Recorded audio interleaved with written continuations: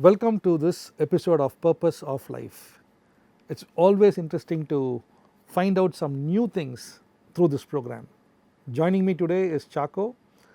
Chacko has been doing this program with us for the last 2 episodes, and today we're going to find out something very interesting on this topic of marriage. Chacko, welcome to the program. Thank you very much, Ashwin. It's always a pleasure to talk to you, and I have this very basic fundamental question when this word called marriage comes.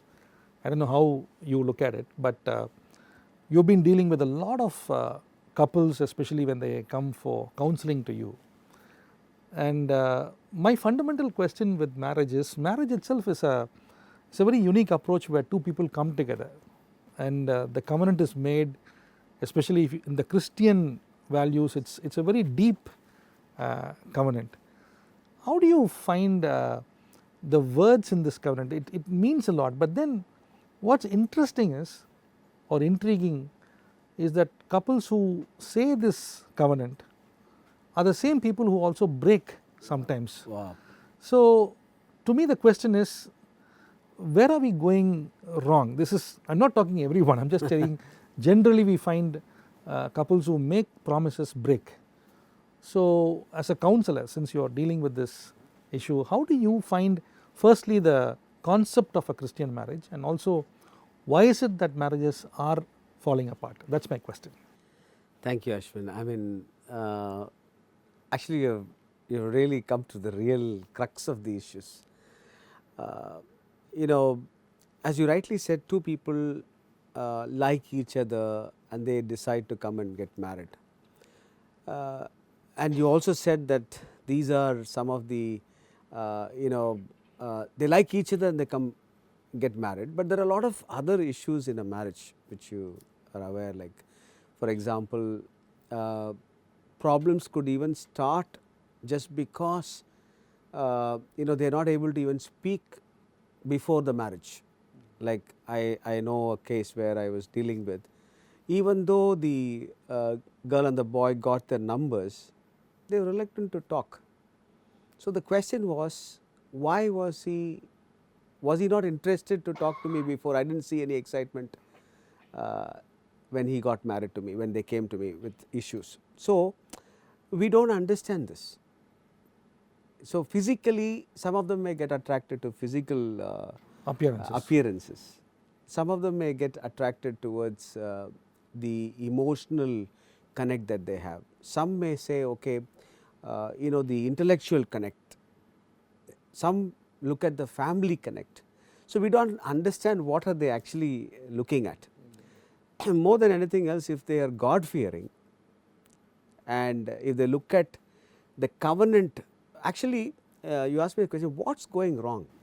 When I remember when I got married, my pastor was emphasizing on the covenant, and he used to give us this particular sheet of paper, what we are going to say it on that day, and he would ask us, do you know the meaning of this? Do you know the meaning of this? So there's a lot of emphasis given on premarital education, and especially in the covenant, what we are saying.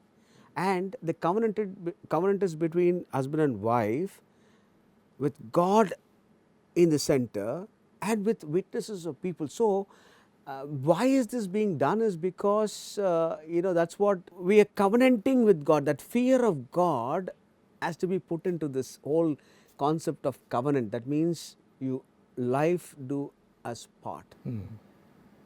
Till that time, I know stories like, for example, somebody gets a heart attack in between their living time, or somebody loses a limb, and then you have to carry that guy all along. Some of them leave. So where does the covenant work at that place? So that's something which has to be imbibed inside before they get married, and they should know the consequence of this. Yeah, even when you talk about knowing God, when two families come, it's how much you know and what context you know God also. True. Because there's Exactly. so many contexts when it comes to the word God. To a family it may mean very sacred, to a family it may be casual. Absolutely. So there's so much of mix and match in this whole thing. But my question is also, Chacko, it's a little concerned because today we live in a fast world culture, fast cars, fast bike, fast food, everything, they want fast. And marriages also sometimes are fast, So the question is, you also said something about before marriage, how do you get prepared, and people want to do everything in a very fast cultured way. So how do you really package this covenant in this fast packed world? What are the caution steps from your experience with meeting so many couples and counseling them? If you were to rewind back and say, listen, hold on, check out for these parameters, what would those be? Yeah, since you're asking me this, I just have a straight case study that I could say. Yeah. There was a young girl who called up once looking at my website somewhere and then said, do you do pre-marital counseling? I said, yes. So the idea of her is, sir, I'm going to get married, my engagement is fixed. And she said, can I also send my fiancé to you?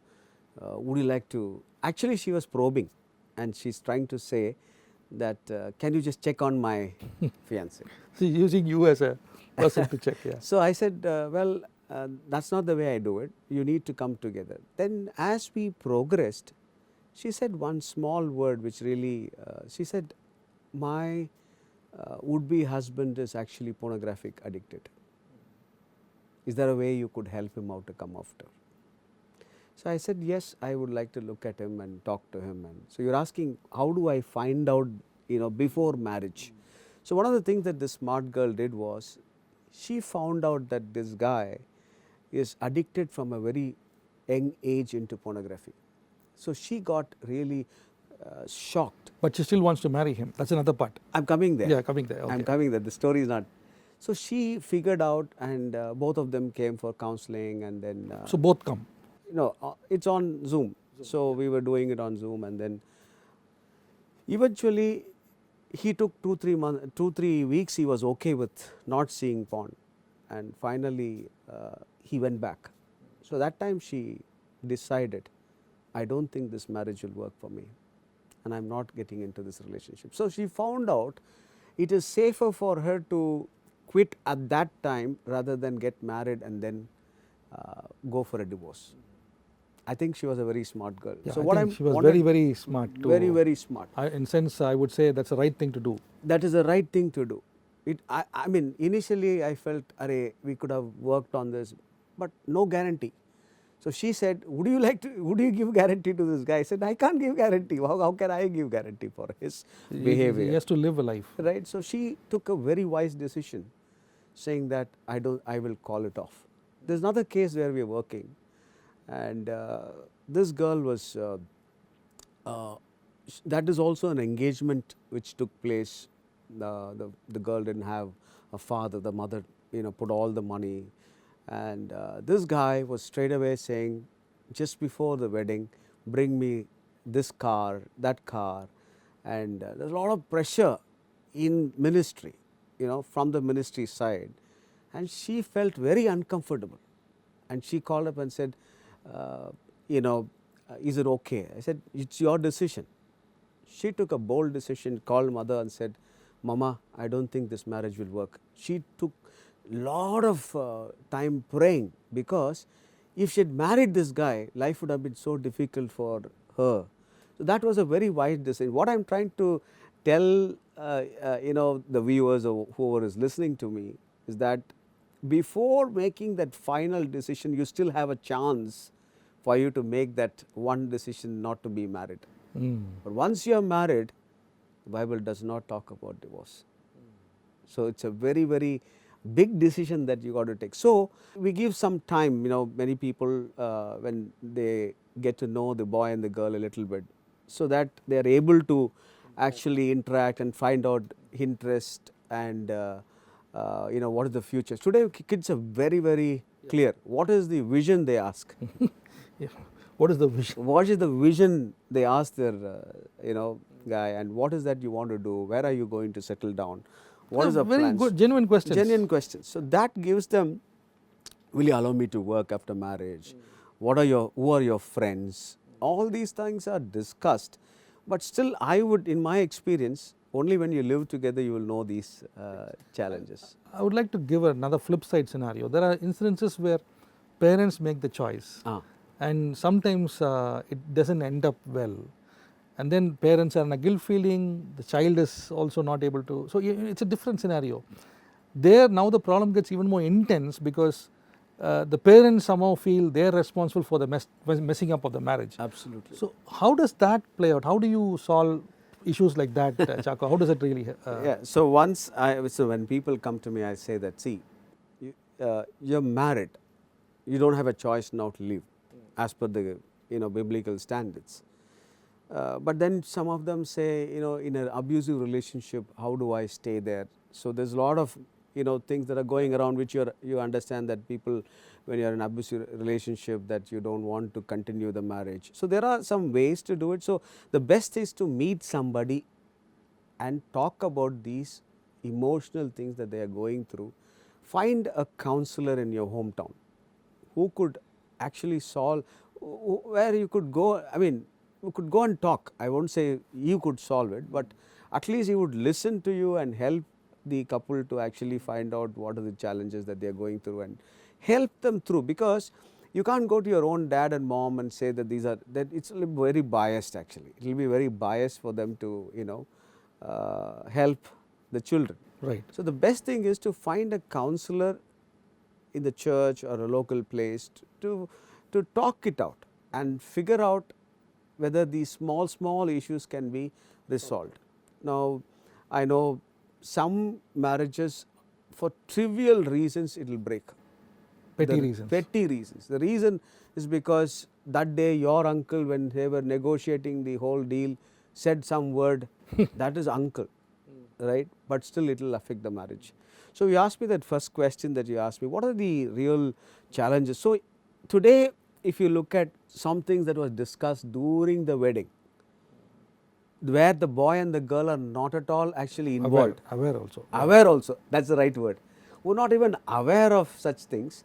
But after marriage, when the girl actually reaches the house, the mother-in-law starts asking questions about, this is what your dad said that day. She wouldn't know these things. So I always say, whatever you talk in front of the children. What are the arrangements? What are the things that we will do? Where are we going? Where put the children to do those things where they will not have a problem. Right. And we as parents, could actually be the funders, right, to do the whole thing. So I always say that this is their wedding, and I might have certain criteria to invite friends and all this stuff, right? But and the way to do it, I may have imagination. My daughter's wedding should be like this, my son's wedding, but we can marry all these things with conversations and help to have a beautiful wedding instead of a very kind of a relationship where in the starting itself issues would actually start. Chacko, we'll take a short break, but before the break, as a counselor, counseled so many marriages and trying and help people to have a happy marriage, I'm sure there'll be some tough points for you, and also points which is say where there's a pattern, Exactly. where you will say, okay, fine, I kind of, while you're listening, you will know. Yes. Hey, listen, there seems to be a pattern in this.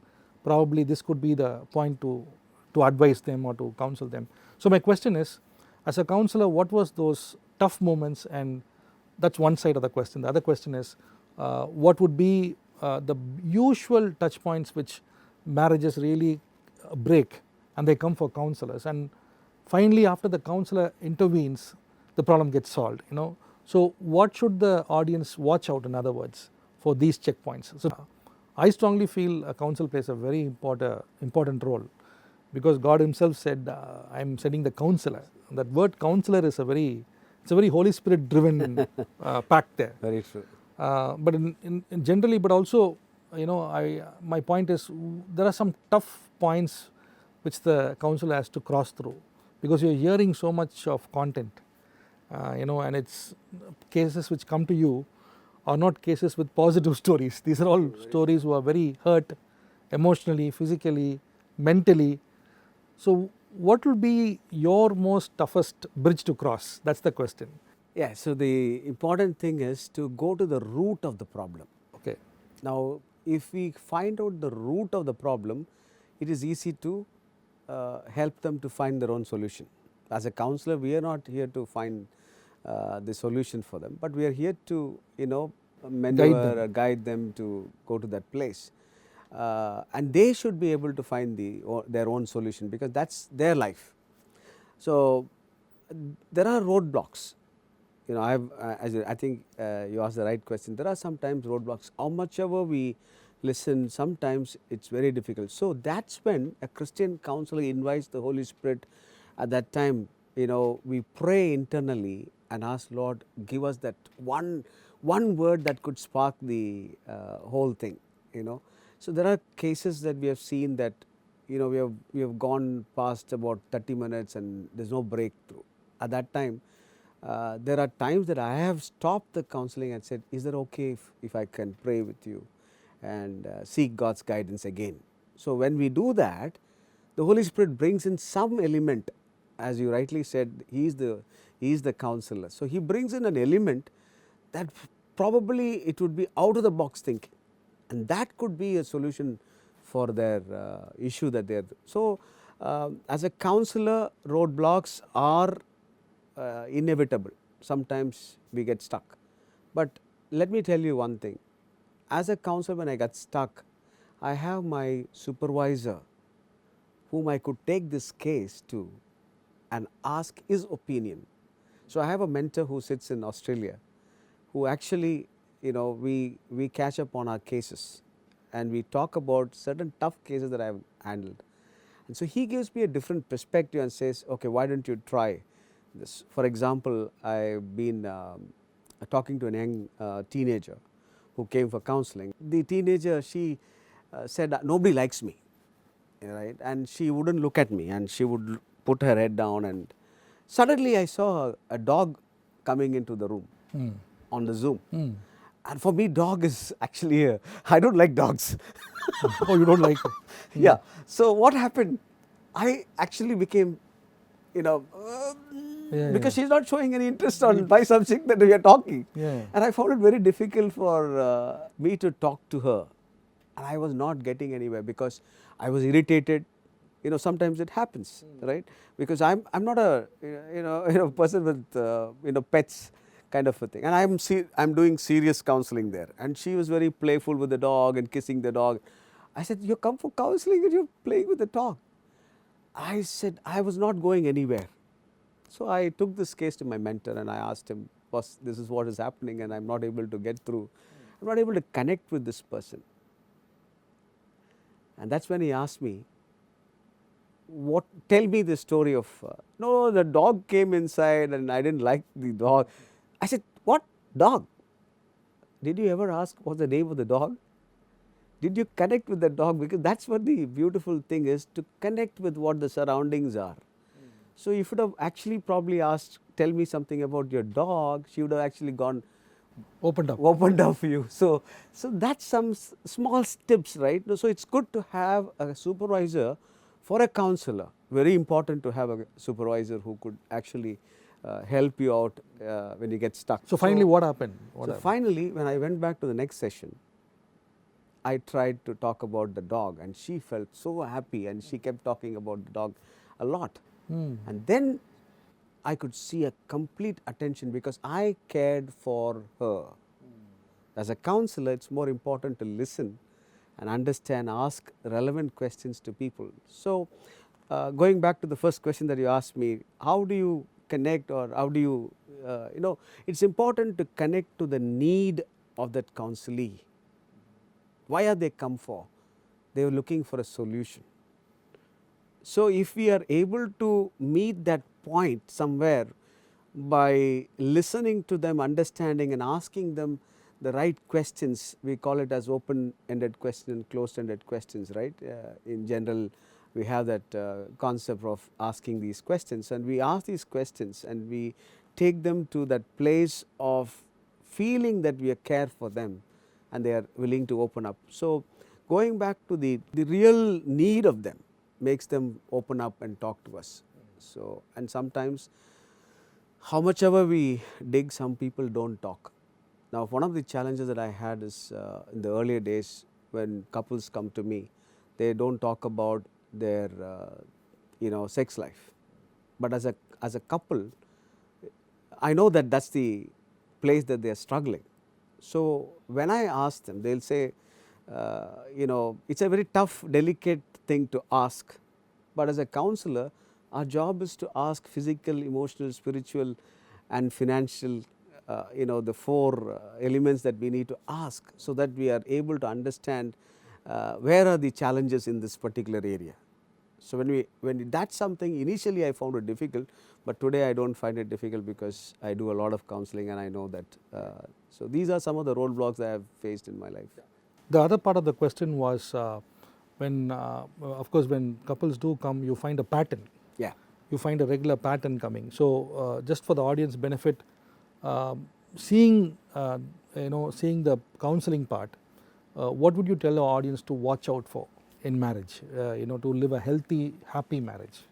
Yeah, if for example, a certain words that the couple speak is sparking. For example, the guy keeps on talking about their family, and that is bringing trigger into the fights. Say we need to put a cross to that and say no, don't use that word. So these are some of the there are some irritation words, right? Like irritating words. Some of them are not used to those kind of words, when they're growing up. So in marriage also, in the initial stages, you need to find out what are those irritating words. For example, I'll tell you my own this thing. When I used to sleep, when I told you that I come from a sales and marketing background, and I come back home and I sleep, my wife had a pattern of waking me up. Like she would just, shake me up, and then I get woken up, and then I get angry. This is a pattern. So when I became a counselor, I understood why am I getting angry. So I said, no, this is not the way to wake me up. So I had to really tell her, hey, listen, don't wake me up like that. Just tap me. Then she told me, even if I tap you, don't get up. That's another problem. That's another problem. So I said, no. I will condition my mind in such a way, when you call me, I will get up. So this is actually working out your marriage. Working out the communication. The communication part. What is that? The feelings, thoughts, desires, and experience that I talked about. How am I communicating to my wife to see that my problem of that shake-up doesn't happen to me, or doesn't disturb me. I need to communicate this to my wife. So in many of the counseling cases, if you say, actually if we are sitting and talking and sharing these things, problems will be resolved. But people don't do that because ego. The biggest problem is ego. I don't want to go down. Why should I tell all these things to him or her? And that actually stops them from actually resolving most of the conflicts that they go through. So this is a place where you find patterns. So if you can able to identify these patterns clearly, conversations, actions, body languages, all that can be assessed and say, okay, I don't like this. You got to tell your wife that I don't like this. You got to tell your husband, I don't like this. Can you just stop this? And with love and care. Why? So that's what I said. When I was woken up, I was angry, and that day would be wasted for me, because I'm not happy with her. When I go back to work, I get irritated. This rings in my mind. Then when I come back, I said, you spoiled my day. So how do you overcome this? We look at the patterns. Now, for example, every time the girl fights, she runs to the mother's house. Now that's a pattern. Now there's somebody who's actually willing to take her back, instead of saying, go back and live with your husband. Correct that pattern. And this guy probably is happy by sending her for 2 days, and then after she calms down, you bring her back. No, that's a pattern that you see, and then as a counselor we say, okay, next time when it happens, don't do this. Stay back, pick up a cup of coffee, sit down together, sort it out. and sort it out. Yeah, fix the pattern. Fix the pattern. Fix the pattern. That's a good question that you asked me. Yeah, Chacko, now we're coming to the last few minutes. We spoke about covenant, we spoke about the pattern, we spoke about what will be the toughness in as a counselor. On the whole, we just have a minute or so. What would you like to tell audiences when it comes to planning for marriage? So the concept of covenant, I would like you to a little bit give that more emphasis and share what should we check out for in this concept of covenant. Yeah. Yeah. So the important thing is the religious background. Basically saying, checking out the prayer life, how important is mission life, how important is worship. All these things are checked out, and what are the interest, what kind of music that they like. See, even in our Christian denominational differences are there. So which we could ask all these things, and more the covenant has to be read out before they get married. The number of times that actually a counselor or a pastor is able to sit down and talk to them and say, this is what you're getting into. Have you understood this clearly? And so if you continue to talk and then give them the biblical perspective of marriage, don't go to a counsel on the last day. If you are, the day you have fixed the wedding, the wedding date is decided, or just after the engagement, or I would say even before that. That is the best thing, because like the way I said, case studies, if they want to part, they should part early, not after wedding. So if they can start that process early, the covenant would become sacred, because they know what they're getting into, right?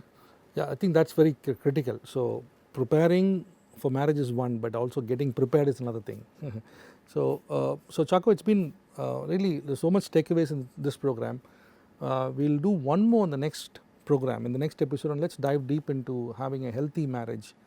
We spoke more on the covenant part this time. So let's dive deep into the next part of it, of how do we have a long, how do we finish well? Okay. Many people start, yeah. But how do we finish well? Wonderful. So that will be the next last episode of our series. But once again, thank you for coming. I'm sure this would have been a good blessing for our viewers. Friends, don't miss the last episode of Purpose of Life, and we're talking to Chacko, and the program title is called Purpose of Life.